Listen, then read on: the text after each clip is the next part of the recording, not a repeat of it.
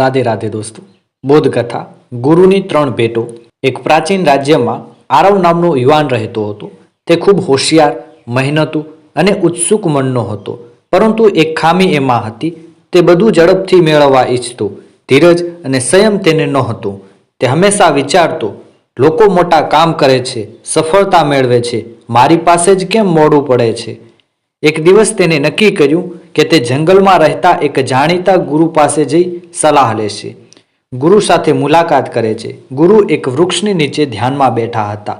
આરવે નમન કરીને કહ્યું, ગુરુજી, હું મહેનત કરું છું, પ્રયત્ન કરું છું, છતાં સફળતા મળતી નથી, એનું કારણ શું?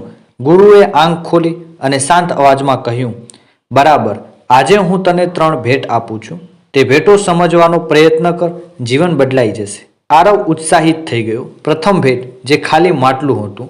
ગુરુએ આરવને એક ખાલી માટલું આપ્યું। માટલા પર કોઈ રંગ ન હતો, કોઈ ડિઝાઇન નહીં, સામાન્ય માટલું। આરવે પૂછ્યું, આ ભેટમાં શું ખાસ? ગુરુએ કહ્યું, આ ખાલી માટલું તારા મન જેવું છે। જો તું દરેક વાત પહેલાથી ભરેલી રાખીશ, હું જાણું છું, મને સમજણ છે, હું સાચો છું, તો કોઈ નવી વાત તારી અંદર જગ્યા જ નહીં મળે। સફળ થવા માટે પહેલા મન ખાલી કરવું પડે। આરવે હામાં હા ભરી। બીજી ભેટ, જે કાચનું બીજ હતું। ગુરુ પછી એક નાનું નિર્મળ કાચનું બીજ આરવના હાથ પર મૂક્યું। આ તો વાવું તો પણ ઉગશે નહીં।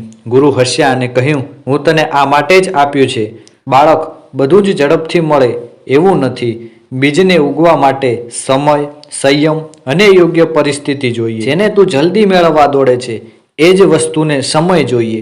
જલ્દી સફળતા મેળવવા દોડે છે, પોતાનો રસ્તો પણ ગુમાવી દે છે। ત્રીજી ભેટ આપે છે અંધારામાં ઝગમગતું દીવો। જોવોને, ગુરુએ છેલ્લે એક દીવો આપ્યો। આ દીવડાનું ખાસ મહત્વ હતું, અંધારું વધી જાય તો પ્રકાશ વધુ તેજ થતો। આરવ આશ્ચર્યમાં થઈ ગયો। ગુરુએ કહ્યું, બેટા, જીવનમાં અંધારું તો આવશે જ, મુશ્કેલીઓ, નિષ્ફળતાઓ, અવરોધો, પણ સાચો માણસ એ છે જે અંધારા વધે ત્યારે પોતાના પ્રકાશને વધુ તેજ કરે। જેમ આ દીવો અંધારામાં વધારે ઝળહળે, તેમ તારે પણ મુશ્કેલીમાં હિંમત, પ્રયત્ન અને સકારાત્મકતા વધારવી। આમાં બોધ એ મળે છે કે આ 3 ભેટો લઈ આરવ ઘરે પાછો ફર્યો। તેને સમજાયું, મન ખાલી હશે તો જ નવી વસ્તુ શીખી શકાશે। દરેક કાર્ય માટે ધીરજ અને સંયમ જોઈએ। મુશ્કેલીમાં ડરી જવું નહીં, આપણી અંદરનો પ્રકાશ વધારે તેજ કરવો। થોડા જ વર્ષોમાં જ આરવ રાજ્યનો ખૂબ માનવીય, સફળ અને સંયમી માણસ બની ગયો। શીખ એ મળે છે, ખાલી મન, ધીરજ અને હિંમત, આ 3 વસ્તુ જીવનને મહાન બનાવે છે। જે માણસ પોતાને સંભાળી લે છે, તેનું આખું જગત સહાય કરે છે।